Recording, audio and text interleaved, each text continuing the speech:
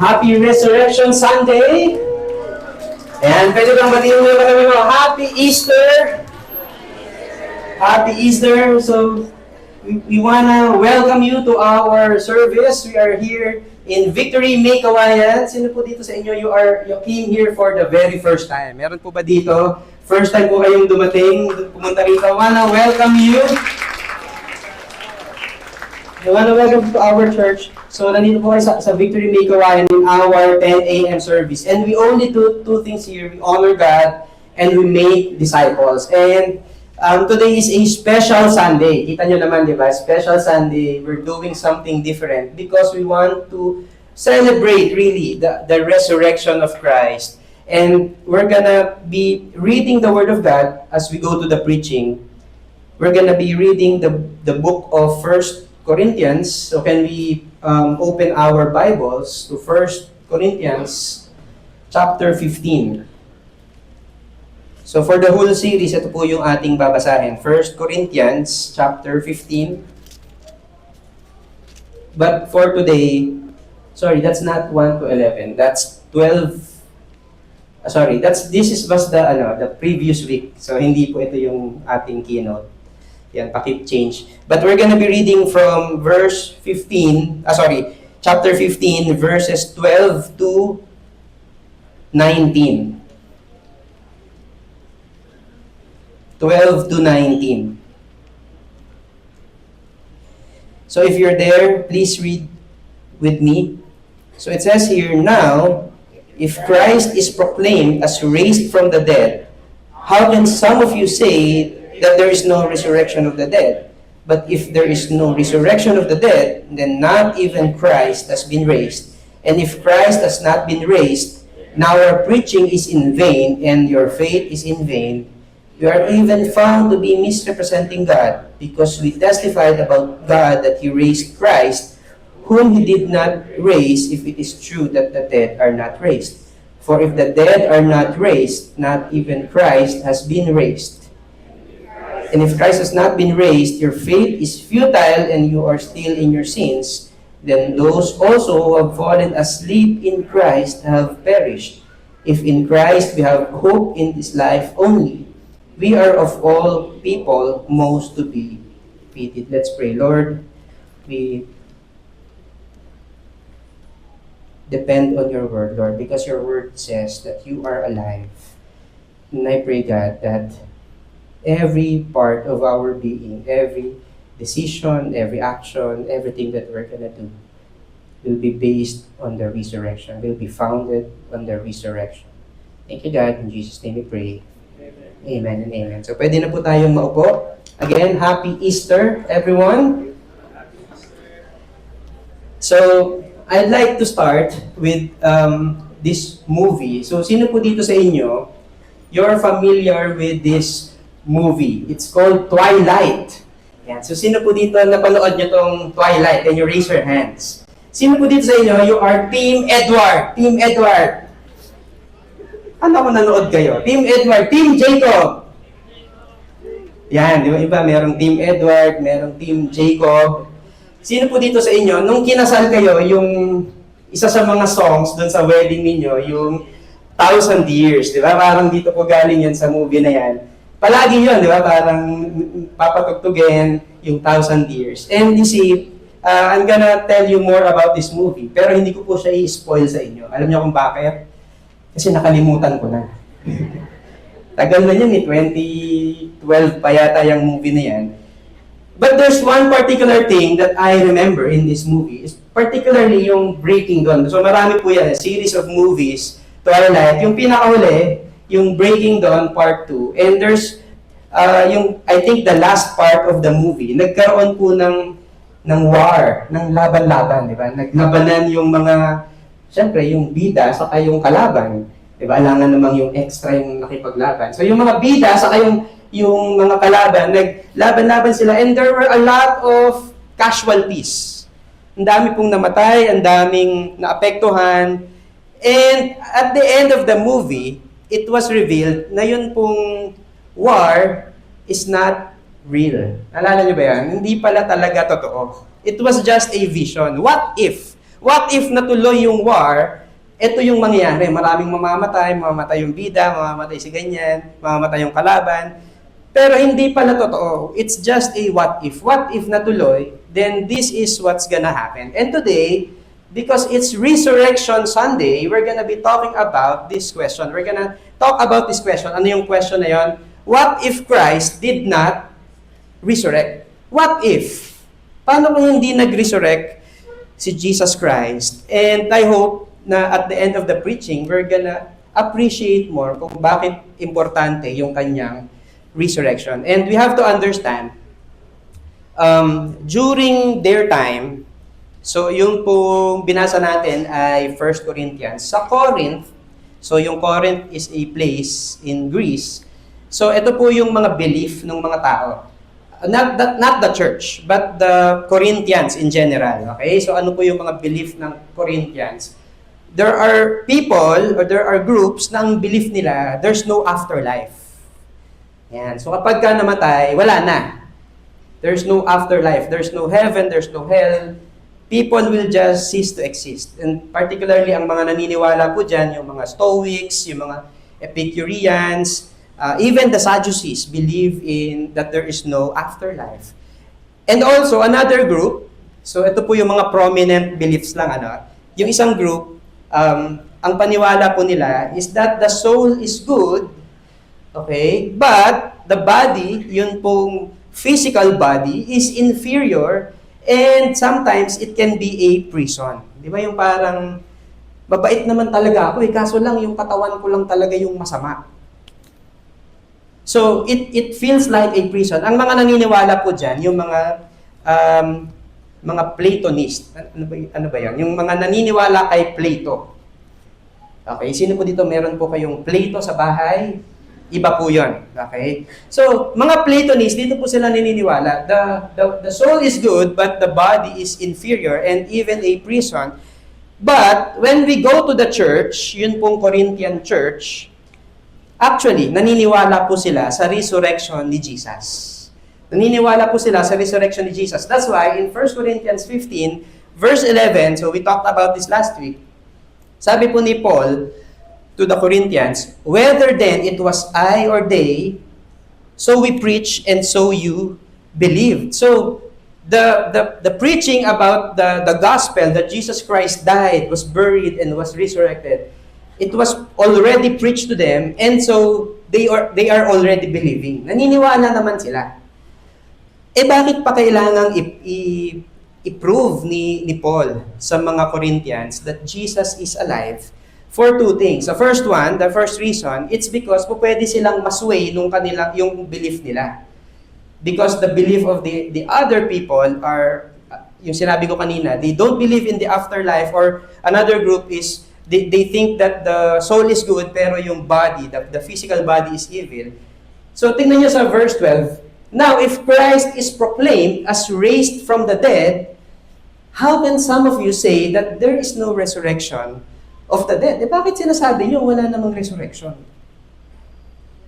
Kung naniniwala kayo na si Jesus Christ has risen, bakit naniniwala kayo na walang resurrection ng dead? But if there is no resurrection of the dead, then not even Christ has been raised. Kung hindi totoo na mayroong resurrection ng dead, then ibig sabihin si Jesus hindi rin na-resurrect. Okay, so pwedeng masway sila because of the belief of the people around them, pero meron pang isang reason, to strengthen their belief in the resurrection. To strengthen their belief in the resurrection. Parang ano po yan sino po dito sa inyo, yung nakapunta na po kayo sa EDSA, can you raise your hands? Yung iba po hindi pa. So, sa EDSA, marami po kayong makikita dyan, yung signage, di ba? Yung walang tawiran, may namatay na dito. Nakita nyo na ba yan? So, kala nyo naman kung ano yung makikita sa EDSA, di ba? Walang tawiran, may namatay na dito. And in fact, pwede bang ang nakalagay na lang, bawal tumawid? Pwede bang gano'n na lang yung nakalagay? Pwede naman, di ba? Yun pa rin naman yung kino-communicate na message, huwag kang tumawid. Pero bakit meron pang explanation? May namatay na dito. Bakit? To strengthen the resolve of the people na hindi tumawid. Nagigets niyo po ba? In the same way, that's the reason why Paul was talking to them about, and ito po yung pag-uusapan natin, na what if Jesus Christ did not resurrect? That's what we're gonna talk about. Bakit kailangang ilagay pa yon ni Paul dun sa kanyang letter to the Corinthians to strengthen their belief of the resurrection. And so, yun po yung pag-uusapan natin ngayon. What if Christ did not resurrect? And the first reason, or the first implication, kung hindi nag-resurrect si Jesus, is that we preach the gospel in vain. We preach the gospel in vain. Everything that we do here in church is in vain. Lahat ng preaching is in vain. And in verse 14, it says here, "And if Christ has not been raised, then our preaching is in vain, and your faith is in vain, and we are even found to be misrepresenting God, because we testified about God that He raised Christ, whom He did not raise, if it is true that the dead are not raised." So, kung hindi totoong nabuhay si Jesus, then our preaching is in vain. And there's a real-life story. So, this person, sino po dito ang nakakakilala sa kanya? This is Thomas Jefferson, the third president of the United States. Sino po dito nagpa-follow po kayo sa IG ni Thomas Jefferson? Meron po ba? Hindi, wala pa. Wala pa siyang IG kasi nabuhay siya nung around 1700s.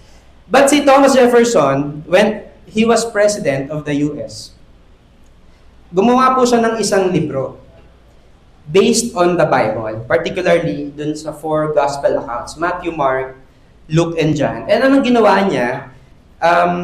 Kinumbine, parang naniniwala po siya kay Jesus. So, kinumbine niya yung mga ginawa ni Jesus, mga sinabi ni Jesus, chronologically, inayos niya yung pong mga events at sinabi ni Jesus. But here's the thing, meron po siyang isang malaking change na ginawa dun sa libro niya. It's supposed to be copy-paste ng Matthew, Mark, Luke, and John. Tapos naka-arrange lang chronologically. Pero there's something that he did, and that is, he removed all the supernatural events. He removed all the supernatural events. That includes yung mga miracles na ginawa ni Jesus, the healing of the blind, the healing of the paralyzed man, of those na yun pong mga multiplying the food and feeding the 5,000. Tinanggal niya yun. Okay? Walking on water, tinanggal po ni Thomas Jefferson yon. And of course, ang isang pinaka-importanting tinanggal niya is the resurrection. So, at the end of the book, ito po yung pinaka-last sentence ng book. If you want a copy, meron po. And nakita ko po siya sa Google. Yan, so tinignan ko talaga. The very last sentence in his book is this one.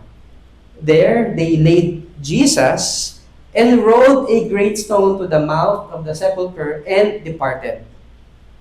That's it. Ano yung sinasabi niya dito? Namatay si Jesus, nilibing. And then umalis na sila. How many of you want na ganito lang yung preaching natin lagi? Yung namatay si Jesus, tapos okay na. Walang resurrection. Kaya nga yung title ng book niya, The Life and the Morals of Jesus of Nazareth. It's about the life and the morals, because the intent is to simply gather a collection of the good things that Jesus said.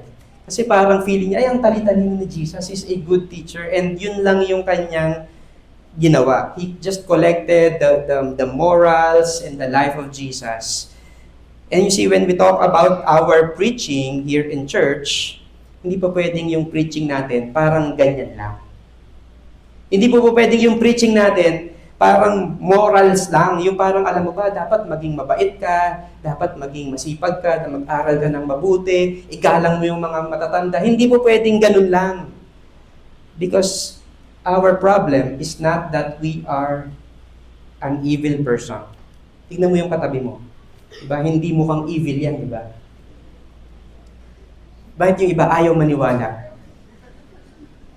The problem is not that we are simply bad and evil persons. Our problem is that we are dead because of our sins. And that's the reason why hindi po pwedeng morals lang. Maging mabait ka, gawin mo to, maging generous ka. Hindi, because no matter how much we preach to a dead person, ano yung gagawin niya? Meron bang magbabago sa buhay niya? Di ba? Sino po yung nakarating na ng mga memorial, ng mga lamay, ganyan. Sige, sabihin mo dun sa dead person. Alam mo, magpakabait ka, mag-ipon ka, ang gastador mo kasi. It has no effect. And that's the reason why, yun pong preaching natin of the gospel is, the intent is not to make bad people good, but to make the dead people come alive. And how do we do that? By pointing them to Jesus. By pointing them to Jesus, because we need to be alive, not just good. And so, every time that we preach, we tap on to the power of the Holy Spirit. Yun pong preaching natin, as we talk about the Word of God, alam niyo ba yung Word ni God is living and active. It changes us. And that's why meron pong buhay, yun pong Word ni God, whenever we preach the Word of God, it's alive. The Bible says na in Romans 8, if the Spirit of Him who raised Jesus from the dead dwells in you, He who raised Christ Jesus from the dead will also give life to your mortal bodies through His Spirit who dwells in you. That's the reason why importante yung resurrection. Because the Holy Spirit who raised Jesus from the dead is also in us. Is also in us, and the Holy Spirit makes us alive. And so kapag pinreach natin yung Word, as we point people back to Jesus Christ, what happens is that people come alive. Okay po ba yan? We're preaching to you because what we want is for you to be alive. And when we talk about preaching, we're not just talking about the preaching here in the pulpit. But when we talk about preaching, we're talking about even the informal preachings.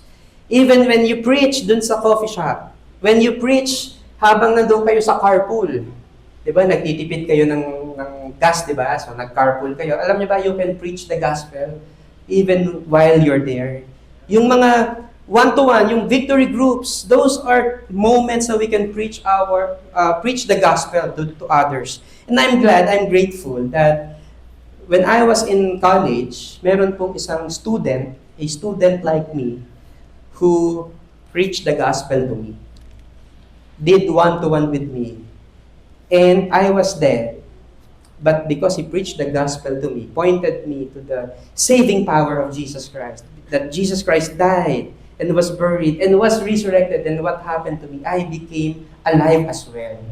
And imagine, that was just a student, a college student who did one-to-one to me, who shared the gospel to me, not even a pastor. But alam niyo yun, yung life came to me when he preached the gospel to me.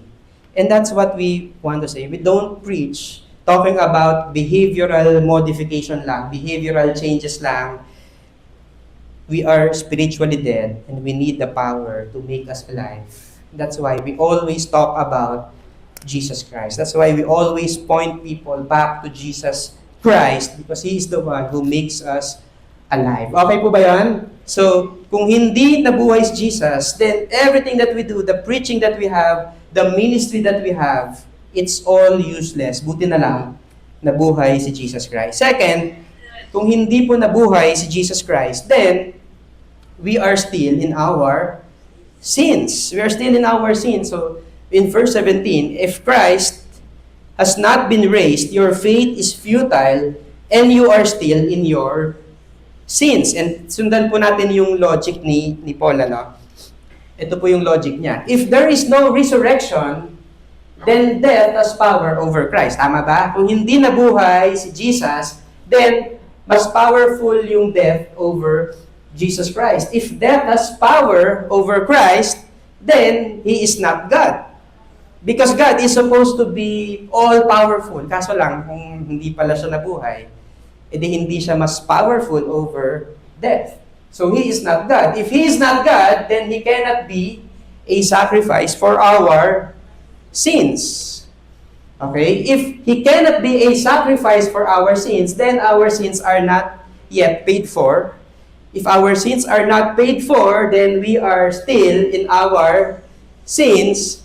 And if we are still in our sins, then death has the final say over us.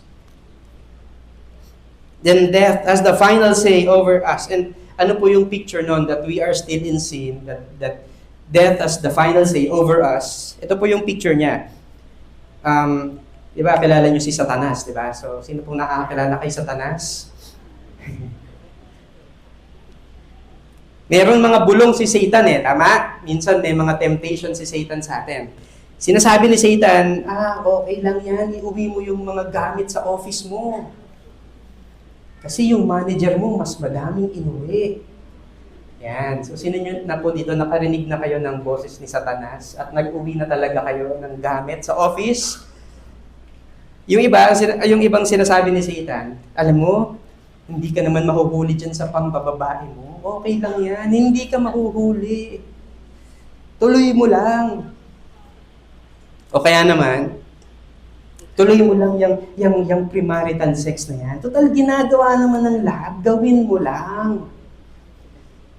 And you see, as I was preparing for this preaching, naisip ko po magdala ng tinidor. Alam niyo yung tinidor, yung disposable.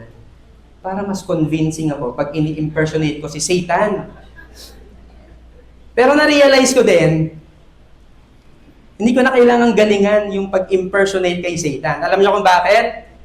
Because we are still in our sins. So, ibig sabihin, walang anong tawag doon? Walang po-kontra. Hindi tayo po-kontra sa mga temptations ni Satan.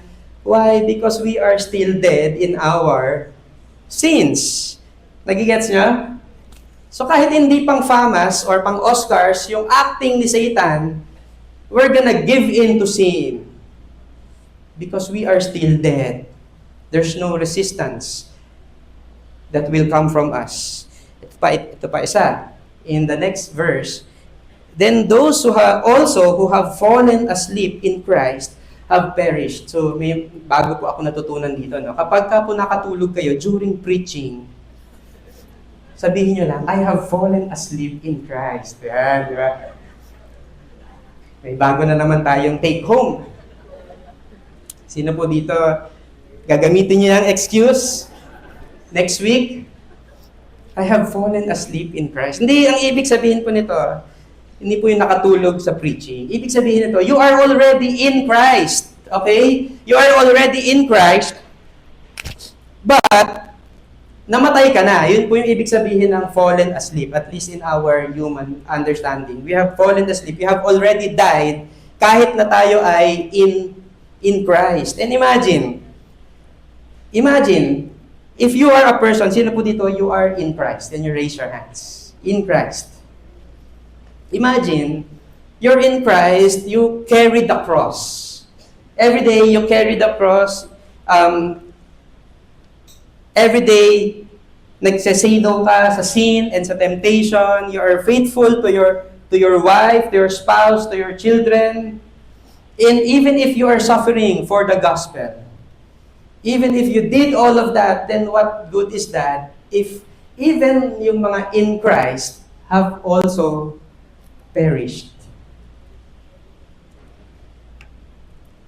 Kaya, sabihin mo dun sa katabi mo, kung mamamatay lang din tayo, kahit na in Christ tayo, sabihin mo sa katabi mo, kita-kit sa impyerno. Pero wag nyo nang sabihin. Wag nyo nang sabihin. Bakit? Bakit natin hindi sasabihin yon? Because Jesus is alive. He is risen. He is risen. That's the reason why we don't have to say that. Because He is alive. And because Christ lives, because Christ is risen, hindi death, hindi sin ang may final say over us. It's Jesus who has the final say. Amen? Are you glad na Jesus is alive? And ibig sabihin, we are no longer slaves to sin. We are no longer in our sins because sin no longer has authority, has power, has control over you, over our life. And from time to time, there's gonna be a struggle. Yung struggle will still be there, pero hindi ka dapat control ng sin. Okay? Guilt and shame doesn't have the final say. Nakita niyo yung ano natin, yung title card nung ating series. Di ba may mga words doon na ano tawag doon? Naka-strike through, naka-cross out. Sin, hindi yon ang may final say. Shame, hindi yon ang may final say. Anxiety, hindi yon, and all the other things na hindi yon yung may final say. Sino ang may final say sa atin? Si Jesus Christ. So, guilt and shame doesn't have the final say, and some of us are still haunted by our past sins.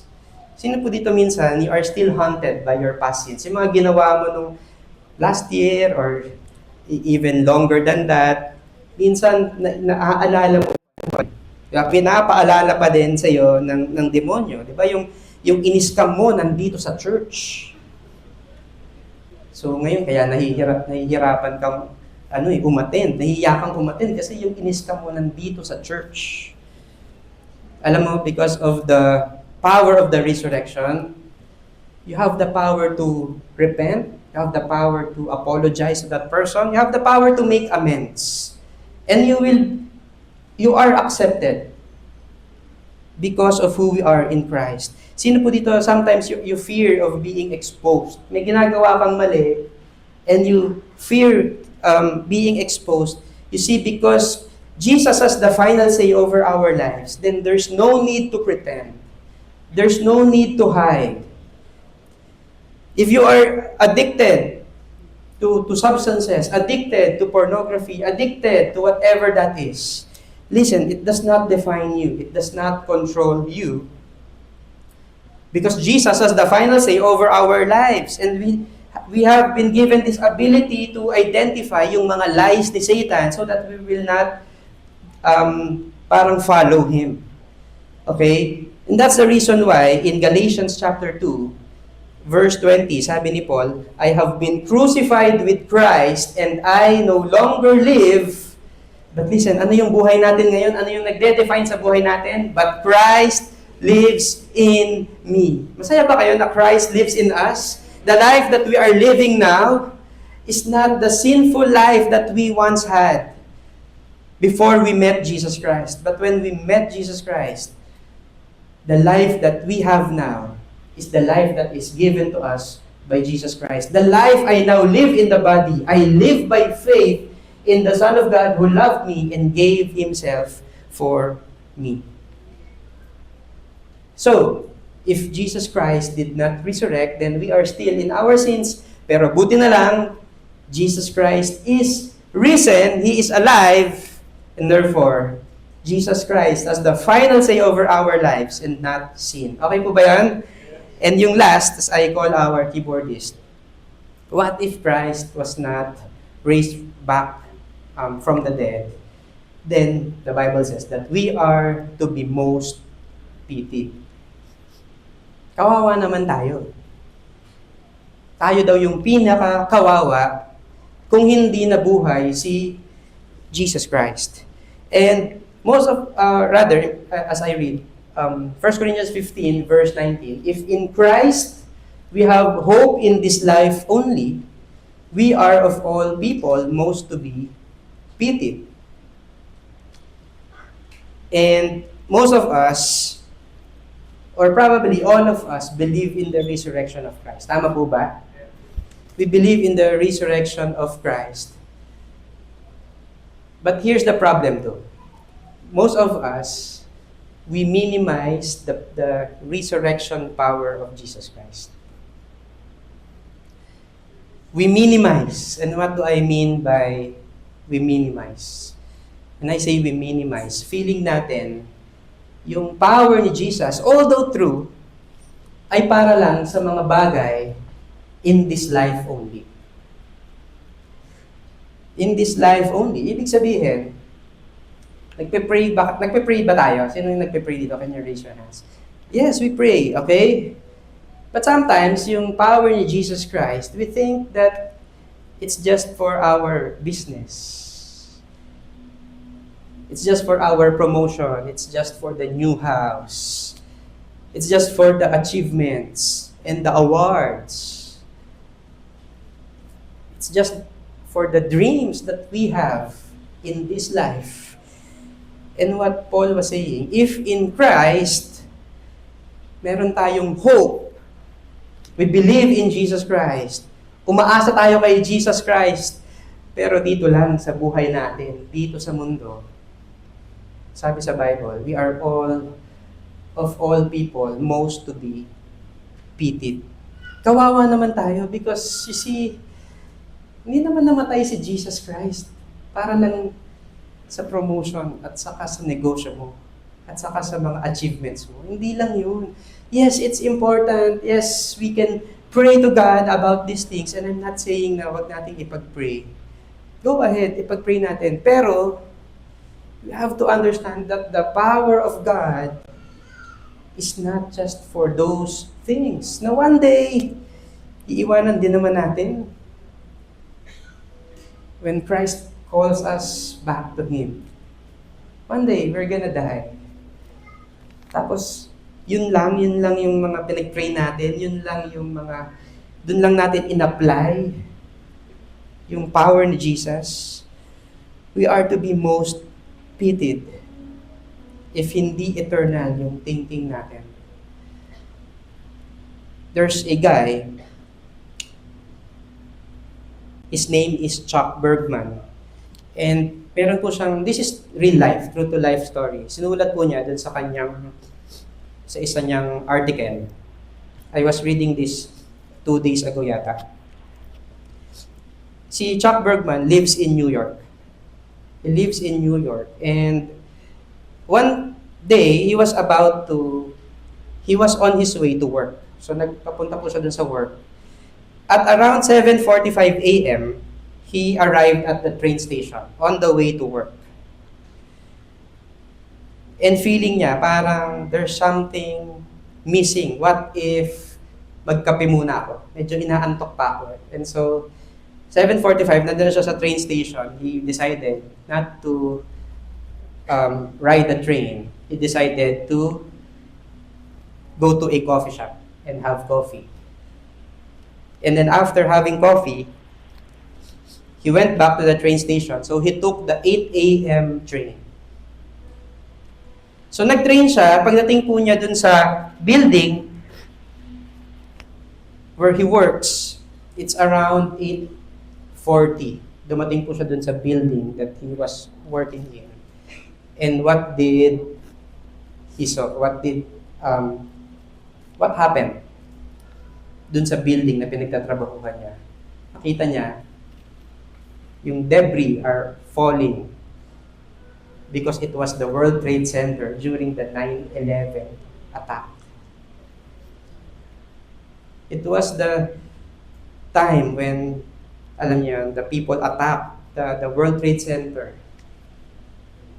And he's alive because he had coffee. Buti na lang, naisip niya na magkape. Kasi kung hindi siya nagkape, then most likely he's already dead. Kasi sakto eh. And he's thinking, what if I did not have coffee? What if I did not have coffee? That was his thoughts. Pero alam niyo po, hindi niya na kailangan isipin yun. Bakit? Because he survived. He's alive. And therefore, he has a story to tell. In the same way with us, iniisip natin, what if Jesus did not resurrect? The reality is, ni-specify lang po natin yung mga reasons so that our belief in the resurrected Christ will be more strengthened. Pero hindi na natin kailangang puntahan ulit yon. Why? Because He is risen. And because He is risen, we are also alive. This is what Jade was saying kanina. Hindi lang si Jesus yung nabuhay. One day, we're all gonna die. Pero He is gonna resurrect us together with Him. Instead of being the most pitied, alam niyo po kung ano tayo dapat? We should be the most envied.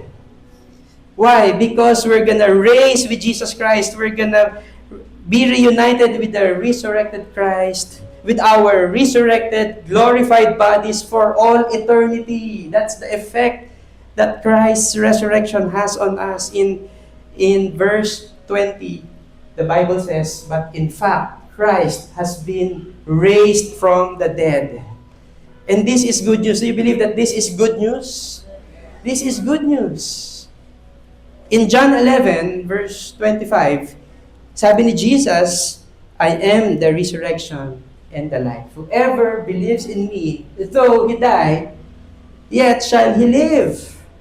He's alive. But alam niyo yun, sino po dito you're excited? Excited kayo na one day we're gonna be with Jesus. For all eternity. Diba? Gusto niyo ba ngayon na? Wag muna, okay? But one day we're gonna get there. For all eternity, together with Him. But at the moment, while we are here on earth, what do? We make full use of our lives to bring glory and honor to the Lord Jesus Christ. We live with a secured hope.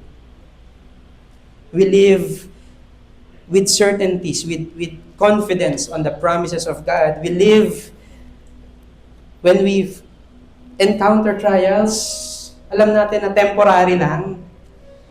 Di ba? Hindi tayo yung depressed. Hindi tayo parang wala nang pag-asa because the problems that we have today are all temporary in light of the resurrection, in light of the eternity that the Lord Jesus Christ has given us. We live with a purpose.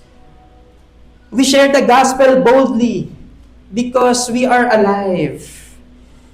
We live submitted to Jesus, knowing that He has the final say over our lives. So to summarize everything that I've said, because He lives, we are free from sin and death. Because He lives, we proclaim the gospel boldly. We're gonna proclaim the gospel, tell other people about the gospel. Because He lives, we know who has the final say. We know who holds the future, and that is Jesus Christ. And because He lives, we make full use of our lives for the glory of God. Amen. And we all stand up.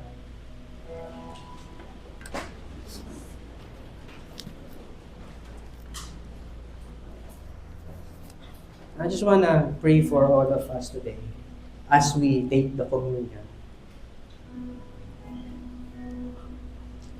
You see, we can be like the Corinthian church. Alam niyo yung Corinthian church, they believe in the resurrection. But they are probably not living according to the effects, the implications of the risen Christ. And I don't want us to miss that. We believe in the resurrection, but what I want us to understand is that we don't have to stay defeated. We don't have to stay without purpose. We don't have to stay depressed. We don't have to stay in our sins. Because the resurrection of Christ means that we are given life. Life that comes from Him. And that's why, as we take the communion, ano po yung aalalahanin natin? Aalalahanin natin yung buhay na binigay sa atin ni Jesus Christ when He died, when He was buried, and when He was resurrected. So I'm gonna be reading from 1 Corinthians 11, verses 23 to 26. For I received from the Lord, but I also delivered to you, that the Lord Jesus, on the night when He was betrayed, took bread, and when He had given thanks, He broke it and said, This is my body, which is for you. Do this in remembrance of me. In the same way also, He took the cup after supper, saying, This cup is the new covenant in my blood. Do this as often as you drink it, in remembrance of me. For as often as you eat this bread and drink the cup, proclaim the Lord's death and the mouth. Let's pray. Lord, can we all bow down our heads as we pray? Lord, thank you so much that you have the final say over our lives. And you have shown it to us when you died on the cross and when you resurrected. And Lord, for some of us, maybe yung buhay natin is not defined by the resurrected Christ. When we look at our lives, parang defeated, parang walang hope, parang we're not standing strong. But Lord, it's not what you came here for. You came, sabi mo sa Bible, Lord, you came so that we can have life and have it to the full. And that's what we know. We can have life, Lord, because you have given us life. You have resurrected. And therefore, we also have life that comes from you. So Lord, I pray for all of us are now yet living according to the power of the resurrected Christ. And I pray that we're gonna be living according to the power of the resurrected, of the risen Christ. In the mighty name of Jesus. Amen. Amen. So we're gonna